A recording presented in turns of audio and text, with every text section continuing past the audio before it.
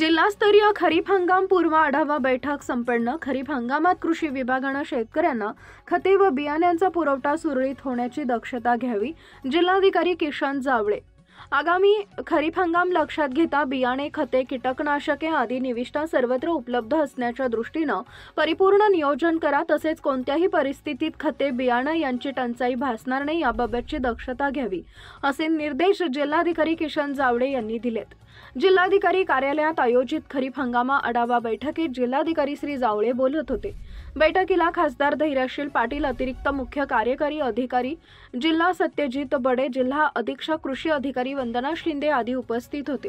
खरीप हंगामामध्ये बियाणे आणि खतांचा प्रश्न मोठ्या प्रमाणावर जाणवतोय, त्यामुळे या दोन्हींचे नियोजन आवश्यक आहे। पीक पेरणी क्षेत्राला आवश्यक असणाऱ्या बियाण्यांची उपलब्धता होण्यासाठी कृषी विभागाचे नियोजन महत्त्वाचे ठरणार आहे।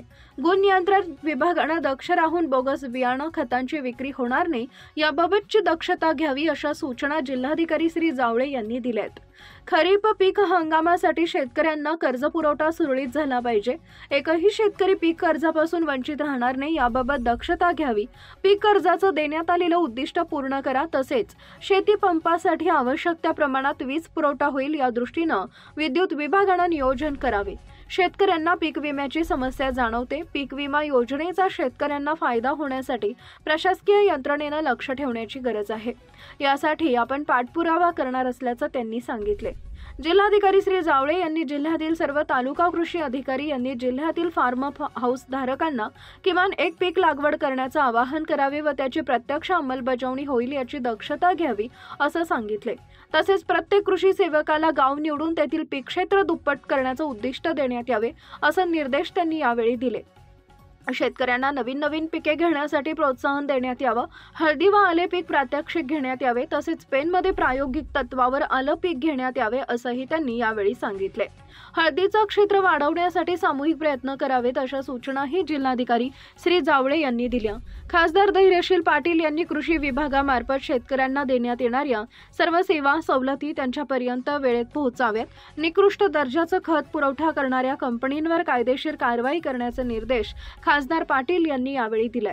बैठकीच्या सुरुवातीला जिल्हा अधीक्षक कृषी अधिकारी वंदना शिंदे यांनी खरीप हंगामपूर्व तयारी व नियोजनाचा आढावा सादर केला।